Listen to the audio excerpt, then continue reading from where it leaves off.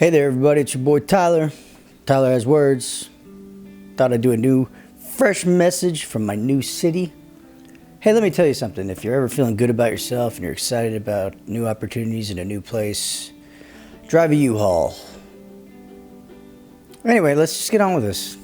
Nobody wants to talk about me. It's the words. It's the words. Let's talk about quotes and aphorisms, quips. Let me start by saying, for the most part, I think pretty much everybody gets the basics of life. Pretty much. Remembering them is the hard bit, though. Keeping them close and in the forefront of your brain. Life is a slew of daily distractions, for crying out loud. It can be a challenge. So that's the reason for aphorisms, cliches, and quips. They provide a dose of poetry or musicality or folksiness to help us stay learned.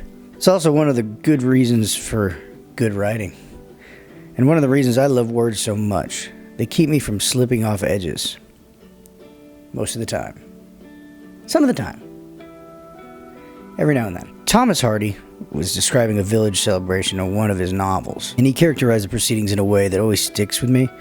It's a quick dash of wisdom, for sure, but the writing itself, style and all that, is why I remember it. He's recounting the villagers in full festive swing, attributing their joy to, quote, days before the habit of taking long views had reduced emotions to a monotonous average, unquote. I love that. It's wonderful. There's so much there. It's so rich. There's a lot in a little, which is always good. It's always good. That's why Thomas Hardy had a decent career as a writer. He was also wonderful in The Dark Knight Rises.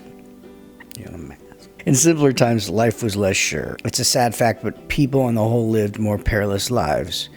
They couldn't form certain, quote, habits, Hardy is saying. He's essentially referring to planning ahead and mapping out the future, that kind of thing. And he's not all the way right here, but I don't think he means to be. This is just an open window to a time when up was a little higher and, God knows, down could be a little bit lower.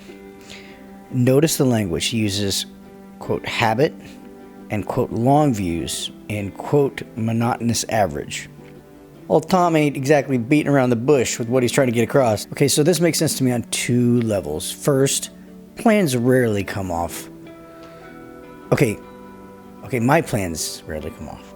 Second, of all the commercials I've seen, the commercials about retirement have always hit me with the depression stick.